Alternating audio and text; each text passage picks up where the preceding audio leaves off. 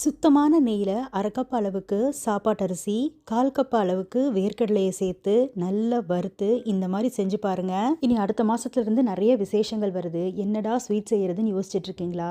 இதை நோட் பண்ணி வச்சுக்கோங்க. கட்டாயம் இந்த மாதிரி தான் ஸ்வீட் ட்ரை பண்ணுவீங்க. ஒரு கடாயில் 2 டேபிள் ஸ்பூன் அளவுக்கு நல்ல சுத்தமான பசு நெய் சேர்த்துக்கோங்க.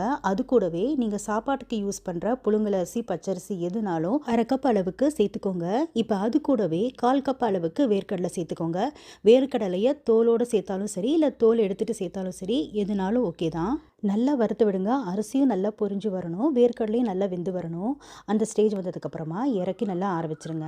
இப்போ அதே கடாயில் திரும்பவும் 2 டேபிள் ஸ்பூன் நெய் சேர்த்து அதில் அரை கப் அளவுக்கு கடலை மாவு சேர்த்து நல்லா வறுத்து விடுங்க. கடலை மாவுலேருந்து கம்ப்ளீட்டாக பச்சை வாசனை போகிற அளவுக்கு நல்லா வறுத்து விடுங்க. கடலை மாவு நல்லா வறுபட்டுருச்சுன்னா அதில் நம்ம ஊற்றின நெய் வந்து லேசாக கசிய ஆரம்பிக்கும். அந்த ஸ்டேஜ் வந்ததுக்கப்புறம் அதை எடுத்து நல்லா ஆற வச்சுட்டு இப்போ கடலை மாவை இந்த அரிசி வேர்க்கடலை கலவையோடு சேர்த்து அரைச்சிக்கலாம். இல்லாட்டினா அரிசியும் வேர்க்கடலையும் தனியாக அரைச்சிட்டு இந்த கடலை மாவோட சேர்த்துக்கலாம். எப்படி வேணாலும் செய்யலாம். உங்கள் மிக்சியை அரைக்கிற திறனை பொறுத்து.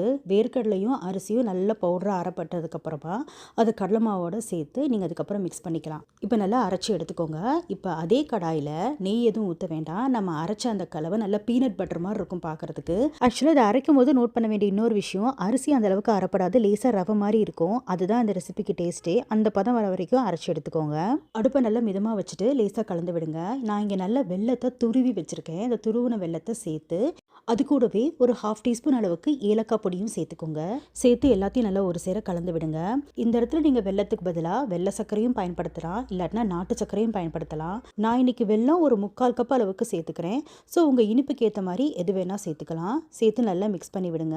இப்போ அடுத்ததாக இதில் ஒரு 1/4 கப் அளவுக்கு காய்ச்சி ஆற வச்ச பால் சேர்த்து நல்லா கலந்து விடுங்க. பால் சேர்த்ததுக்கப்புறமா கொஞ்சம் இலக்கி கொடுக்கும். அதோடவே நல்லா எல்லாம் கடாயை விட்டு திரண்டு வரும். அந்த ஸ்டேஜில் அடுப்பு ஆஃப் பண்ணிவிட்டு இறக்கிட வேண்டியதான். நல்லா சூடாக இருக்கிறப்பயே ஒரு நெய் தடவின தட்டிலையோ அந்த மாதிரி டின்லையோ அதை கொட்டி நல்லா இந்த மாதிரி சமன் பண்ணி விடுங்க. நான் இன்னைக்கு கார்னிஷிங்காக மேலாப்பில் கொஞ்சம் வறுத்த கசகசாவை தூவி விடுறேன். தூவி விட்டு இப்படி ப்ரெஸ் பண்ணி விட்டுக்கோங்க.